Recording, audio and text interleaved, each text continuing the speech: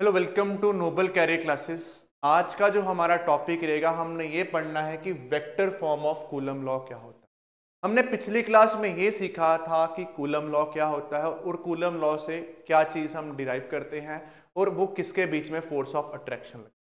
हमने ये डिफाइन किया था या ये डिराइव किया था कि जब भी दो चार्जेस हों Q1 और Q2, उनके बीच में कुछ डिस्टेंस है R, इन दोनों चार्जेस के बीच में क्या फोर्स ऑफ अट्रैक्शन रहेगी और क्या फोर्स ऑफ रिपल्शन रहेगी।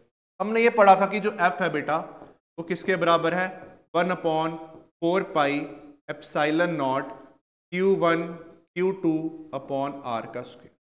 ये हमने लास्ट क्लास में पढ़ा था।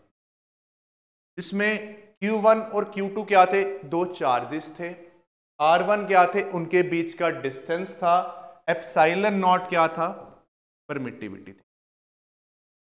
और ये क्या थी, एक परमिटिविटी एक कांस्टेंट होती है जिसकी वैल्यू मैंने आपको बताई थी कितनी होती है, 8.85 इंटू 10⁻⁻12। एफ क्या है, एक फोर्स है। ये हमने पिछले क्लास में ड्राइव किया। जिन्होंने पिछली वीडियो नहीं देखी है पहले वो वाली वीडियो देख लीजिएगा। आज हमारा टॉपिक क्या रहेगा, vector form of coulomb law. कि दो चार्जेस हैं, Q1 चार्ज है और Q2 चार्ज है। ये वाला चार्ज इस चार्ज के ऊपर कितनी फोर्स लगा रहा है, ये वाला चार्ज इस चार्ज के ऊपर कितनी फोर्स लगा रहा है, और इनकी क्या डायरेक्शन है, आज वो हमने पढ़ना है। जो किसमें कवर होगा, vector form of coulomb law के अंदर। मतलब कि Q1 जो है Q2 के ऊपर कितनी फोर्स लगा रहा है और Q2 जो है वो Q1 के ऊपर कितनी फोर्स लगा रहा है, और इन फोर्स की क्या डायरेक्शन है, आज हमने वो पढ़ना है। उसको स्टार्ट करने से पहले एक डायग्राम बनाते हैं। दो चार्जेस लेते हैं Q1 और Q2। This is charge Q1, this is charge Q2। ठीक है बेटा, दो चार्जेस है Q1 Q2, पॉजिटिव नेचर के चार्जेस लेते हैं, पॉजिटिव नेचर। इनके बीच में क्या है, डिस्टेंस है। ठीक है, इनके बीच में डिस्टेंस हम कैसे रिप्रेजेंट करते हैं, R। अब हम फोर्स की डायरेक्शन से समझेंगे।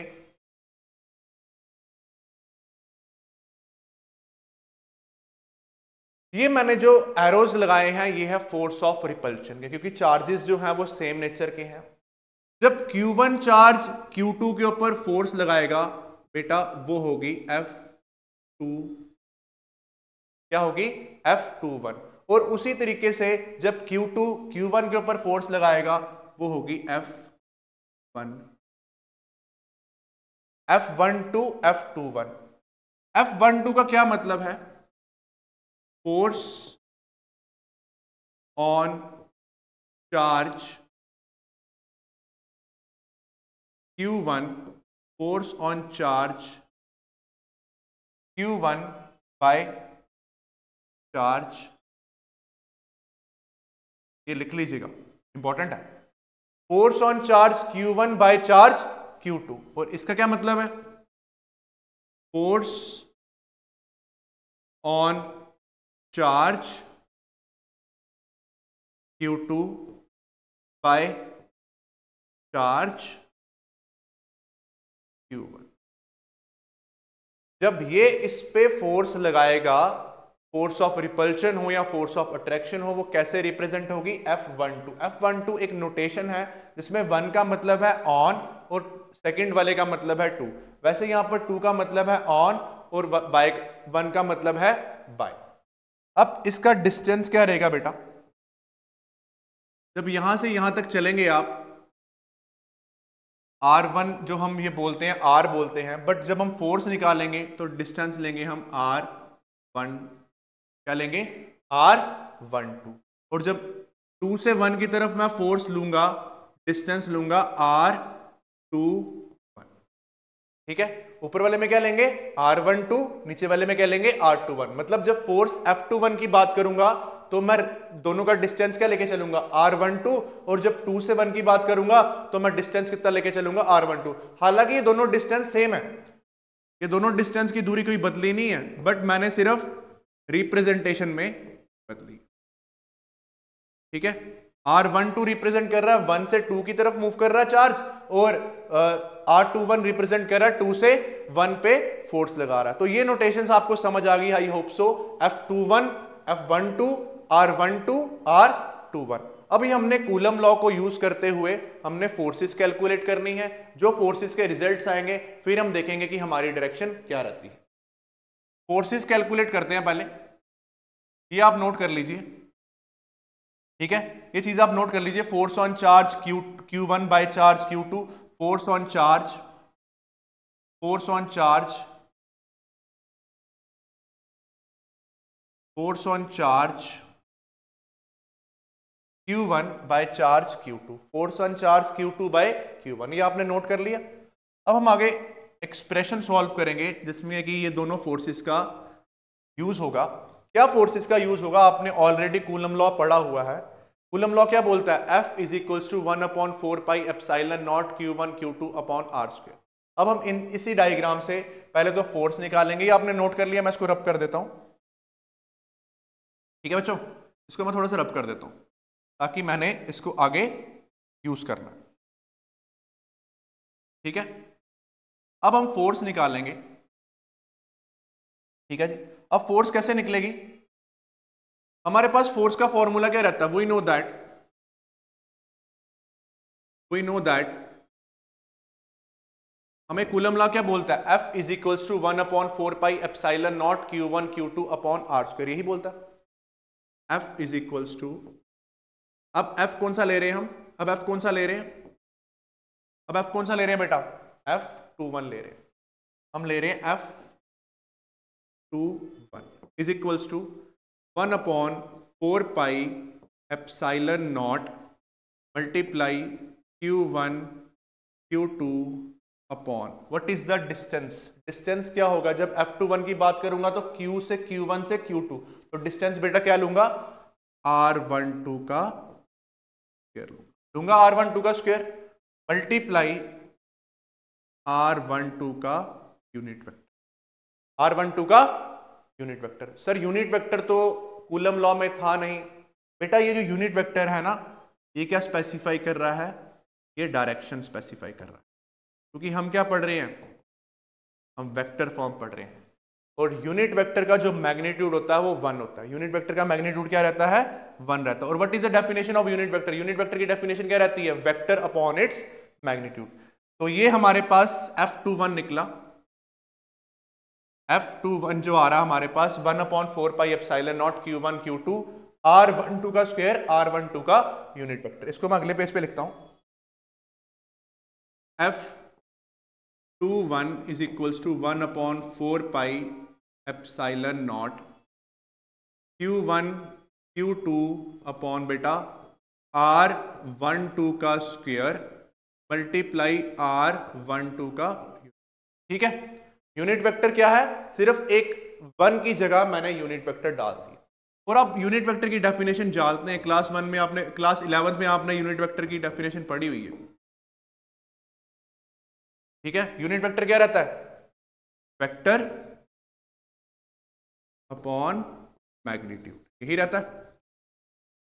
11th क्लास में वेक्टर वाले चैप्टर में आपने डेफिनेशन पढ़ी है, यूनिट वेक्टर किसके बराबर रहता है, वेक्टर अपॉन इट्स मैग्नीट्यूड। अब लेट इट सपोज भी एक वेक्टर है मेरे पास, यूनिट वेक्टर है ए, यूनिट वेक्टर है, इसको मैं कैसे लिखूंगा, वेक्टर अपॉन ए लिखूंगा, यही लिखूंगा। और यूनिट वेक्टर का मैग्नीट्यूड हमेशा किसके बराबर होता है बेटा, 1 के बराबर होता है, ठीक है। यूनिट वेक्टर किसके बराबर होता है, 1 के बराबर। अब इसको मैं थोड़ा सा रीफ्रेम करूंगा, F21 equals to 1/4 pi epsilon not Q1 Q2 upon R12 का स्क्वायर मल्टीप्लाई R12 का वेक्टर अपॉन R12। ये समझ आया कैसे आया, क्योंकि R12 यूनिट वेक्टर जो था वो वेक्टर अपॉन मैग्नीट्यूड, तो मैंने ये वेक्टर फॉर्म में लिख दिया, नीचे मैंने मैग्नीट्यूड फॉर्म में लिख दिया। तो बेटा F21 जो निकल के आएगा 1/4 pi epsilon not Q1 Q2 upon R12, 2 की पावर और 1 की पावर कितना हो जाएगा, क्यूब हो जाएगा, मल्टीप्लाई R12 का वेक्टर। यहां तक क्लियर है, यहां तक क्लियर है जो लिखा?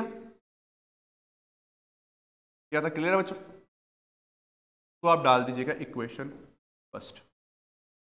अब जो फोर्स वन चार्ज ने टू चार्ज पे लगाई वो किसके बराबर थी? F21। वो किसके बराबर आया? 1/4 pi epsilon not Q1 Q2 upon R12 का क्यूब मल्टीप्लाई R12। ठीक है, ये वाला F21 जो हमने निकाला वो हमारा मैग्नीट्यूड निकल के आया F21 1/4 pi epsilon not Q1 Q2 upon R12 का क्यूब मल्टीप्लाई R12 वेक्टर। उसको मैंने इक्वेशन 1 दे दिया। ये हमने फोर्स कैलकुलेट कर ली। अब हमने कौन सी फोर्स कैलकुलेट करनी है? F12। और जब मैं F12 कैलकुलेट करूंगा तो मैं डिस्टेंस दोनों चार्जेस के बीच में क्या लेके चलूंगा? R21। ठीक है, अब मैंने कैलकुलेट करनी है F12। F12 का सेम ही रहेगा 1/4 pi epsilon not Q1 Q2 upon R21 का स्क्वायर। R21 का स्क्वायर रहेगा बेटा मल्टीप्लाई R21 का यूनिट वेक्टर। ठीक है, यूनिट वेक्टर का क्या रिप्रेजेंट कर रहा है? सिर्फ डायरेक्शन बता रहा है फोर्स की। और यूनिट वेक्टर किसके बराबर होता है? मैंने भी आपको बताया यूनिट वेक्टर किसके बराबर होता है? यूनिट वेक्टर किसके बराबर होता है बेटा? यूनिट वेक्टर किसके बराबर होता है? Vector upon magnitude. Unit vector किसके बराबर होता है? Vector upon magnitude. ठीक है, यूनिट वेक्टर किसके बराबर है बेटा? Vector upon magnitude. तो F12 is equals to 1/4 pi epsilon not multiply Q1 Q2 upon R21 का स्क्वायर। ठीक है, मल्टीप्लाई R21 का वेक्टर अपॉन R21। ठीक है, vector upon magnitude. What is F12? जब मैंने इसको सॉल्व किया F12 को 1/4 पाई एप्सिलॉन नॉट, ठीक है, मल्टीप्लाई Q1 Q2 अपॉन बेटा basis same power add R21 का क्या बन जाएगा? क्यूब मल्टीप्लाई R21 का वेक्टर। क्लियर है बेटा? यहां तक क्लियर है? ये आपके पास बन गई equation number second. Equation number equation 1 equation second clear है? Equation 1 equation number second clear है बेटा आपको? इक्वेशन 1 आपके पास ये निकल के आई है और इक्वेशन 1 और इक्वेशन 2 को अब हम करेंगे इवैल्यूएट और आगे निकालेंगे इन फोर्स की क्या डायरेक्शंस रहती है। F21 का रिजल्ट आया 1/4 pi epsilon not Q1 Q2 upon R12 का क्यूब मल्टीप्लाई R12 का वेक्टर। वैसे ही F12 जब मैंने निकाला तो क्या आया? 1/4 pi epsilon not Q1 Q2 R12 का क्यूब मल्टीप्लाई R21 का वेक्टर। ये हमने दोनों इक्वेशंस में सॉल्व करके देख लिया। अब हमारा अगला क्या काम है? अब मैं आपसे एक चीज पूछूं कि ये जो डिस्टेंस है दोनों का वो क्या है? सेम। मतलब R12 किसके बराबर है? R21 के बराबर। और एक चीज याद रखिएगा, R12 का जो वेक्टर है ना वो माइनस ऑफ R21 के बराबर है। वेक्टर फॉर्म हमेशा इक्वल होती है बट साइन हमेशा नेगेटिव लगाता है क्योंकि they are equal in opposite. तो हमारे पास दो कंडीशन निकल के आएंगी। पहली कंडीशन आएगी हमारे पास, सबसे पहले मैं आपको बता दूं कि R12 वो किसके बराबर है? R21 के, because distance is same. Distance क्या रहेगा? सेम रहेगा। सिर्फ रिप्रेजेंटेशन और नोटेशन मैंने डाली है। R12 किसके बराबर है? R21 के। और R12 वेक्टर जो बेटा है वो किसके बराबर है? माइनस R21 वेक्टर के। R12 वेक्टर किसके बराबर है? R21 वेक्टर के, बिकॉज डायरेक्शंस जो है वो ऑपोजिट रहती है वेक्टर फॉर्म। ठीक है, यहां तक क्लियर हो गया? अब फ्रॉम इक्वेशन 1 बेटा फर्स्ट इक्वेशन जो लिखी है हमारे पास क्या है? देखिए क्या इक्वेशन है फर्स्ट हमारे पास? हमारे पास इक्वेशन थी first F21 is equals to 1/4 epsilon not, यही थी, चेक कर लीजिए आप, Q1 Q2 अपॉन R12 का क्यूब, ठीक है, मल्टीप्लाई R12 का, यही थी, Q1 Q2 अपॉन R12 का क्यूब मल्टीप्लाई R12 का वेक्टर, देख लीजिए यही है, यही है R12 का वेक्टर और R12 का क्यूब। तो ठीक है, यहां तक वैल्यू ठीक है। अब इसको लीजिए, इन दोनों इक्वेशन को मैं ए मान लेता हूं या थर्ड इक्वेशन मान लेता हूं, यूजिंग, ये फर्स्ट थी हमारी, ये फर्स्ट इक्वेशन थी, using third in equation first, मैं थर्ड वाले को ना इक्वेशन 1 में यूज करूंगा, जहां पर R12 लिखा है उसकी जगह मैं क्या लिखूंगा R21, और जहां पर R12 वेक्टर लिखा है वहां पर मैं क्या लिखूंगा -R21। तो बेटा F21 की वैल्यू क्या बन जाएगी, ध्यान देना, 1/4 एप्सिलॉन नॉट, ठीक है, multiply Q1 Q2 upon R21 का क्यूब, ठीक है, कुछ नहीं किया मैंने, सिर्फ यहां पर R21 लिख दिया, मल्टीप्लाई R21 वेक्टर, साथ में क्या आ जाएगा नेगेटिव, आ गया नेगेटिव साइन। R12 की जगह मैं क्या यूज कर रहा हूं, R12 की जगह मैं क्या यूज कर रहा हूं माइनस ऑफ R21, और R12 की जगह मैं क्या यूज कर रहा हूं R21 का cube. F21 is equals to, अगले पेज पे करें इसको, F21 हमने क्या लिखा 1/4 एप्सिलॉन नॉट, ठीक है, मल्टीप्लाई Q1 Q2 अपॉन, क्या हमारे पास Q1 Q2 अपॉन R21 का क्यूब, यही था, माइनस R21 का, ठीक है, यहां तक सेम ही है, सेम ही है ना, यही उतारा मैंने, यही चीज आगे मैंने ले गया हूं, थोड़ी स्पेस कम थी तो मैंने आगे शिफ्ट कर दिया। F21 इज इक्वल्स टू, बेटा माइनस जो है वो बाहर निकाल लीजिए, ब्रैकेट लगा लीजिए, 1/4 एप्सिलॉन नॉट, ठीक है, multiply Q1 Q2 upon R21 का क्यूब मल्टीप्लाई R21 का, ठीक है, कुछ नहीं किया मैंने, सिर्फ माइनस का साइन बाहर कर दिया और बाकी जो था डाटा मैंने एज इट इज डाल दी, बाकी जो क्वांटिटीज थी वो मैंने एज इट इज डाल दी। बेटा ये क्या चीज है, ध्यान से देखना, इक्वेशन सेकंड जाके देखो और ये देखो ये क्या चीज है, यूजिंग इक्वेशन सेकंड या पुट इक्वेशन सेकंड भी आप लिख सकते हो। इक्वेशन सेकंड में जब आप इसको जाके देखते हो तो यहां लिखा आएगा F1 माइनस का साइन है ये F12, देखिए equation second, this is equation second, ये हमारे पास इक्वेशन सेकंड है, यही चीज बन रही है आगे, देखिए ध्यान से यही चीज बन रही है, आपने जब नोट किया अपने नोटबुक के ऊपर तो देखिए यही चीज बन रही है, F21 is equals to minus F12, vector का साइन डाल दीजिए, फोर्सेस के ऊपर वेक्टर का साइन यूज कर सकते हैं क्योंकि ये एक तरह की वेक्टर क्वांटिटी है।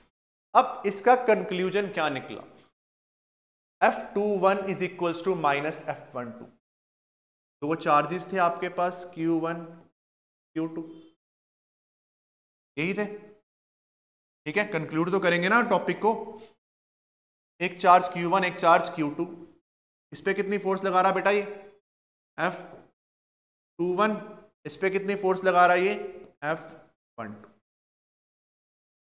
वो कह रहा है कि जब चार्ज 1 2 पे फोर्स लगाएगा, सुनना ध्यान से, जब चार्ज 1 2 पे फोर्स लगाएगा, 1 2 पे फोर्स लगाएगा, वो किसके बराबर होगी F21 के, वो किसके बराबर होगी F21 के, and is equal and opposite to, equal and opposite किसके बराबर होगी, जो चार्ज Q2 लगाएगा Q1 के उसके बराबर होगी।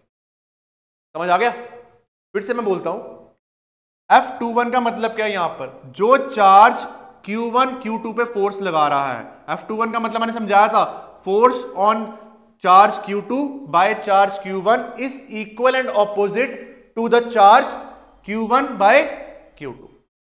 तो ये इसका कंक्लूजन है, जो कि न्यूटन थर्ड लॉ बोलता है कि action and direction are equal and opposite. जो ऑपोजिट रहते हैं वो आपके पास यही कंक्लूड करते हैं कि मतलब एक्शन और रिएक्शन हमेशा इक्वल एंड ऑपोजिट होते हैं, और उनका साइन क्या है? नेगेटिव है। F21 equals to F12। ये चीज ध्यान से समझ ली गया कि पहले वाले ने दूसरे पे फोर्स लगाई और दूसरे वाले ने पहले पे फोर्स लगाई, वो हमेशा नेगेटिव साइन शो करेंगे। तो ये बेटा vector form of coulomb law थी हमारी। हमने कूलम लॉ का एक फॉर्मूला निकाला था, F equals to 1/4 pi epsilon not Q1/Q2 R²। उसी को यूज करके हमने कौन सी एक्सप्रेशन सॉल्व की है आज? Vector form coulomb law solve की है। और वेक्टर फॉर्म से ये मैंने देख लिया, या हमने ये सीख लिया कि इनकी फोर्सेस जो है वो ऑपोजिट डायरेक्शन में रहती हैं, और साथ ही साथ इनके जो डायरेक्शंस हैं और इनके रिजल्ट्स हैं वो नेगेटिव रहते हैं, उनके मैग्नीट्यूड जो है वो नेगेटिव आएंगे। एक ने दूसरे के ऊपर फोर्स लगाई और दूसरे वाले ने पहले के ऊपर फोर्स लगाई, और उनकी जो डायरेक्शन थी वो नेगेटिव साइन से शो हो गई। तो this is a very important topic. In examination point of view से जाइए या न्यूमेरिकल पॉइंट ऑफ व्यू से जाइए, कल के लेक्चर में हमने इलेक्ट्रिकल इंटेंसिटी पढ़ना है या इलेक्ट्रिकल फील्ड पढ़ना है, उसमें आपने ये चीज की एप्लीकेशन को यूज करना है। आई होप सो कि आपको अच्छे समझ आया हो बच्चों। थैंक यू, जय हिंद।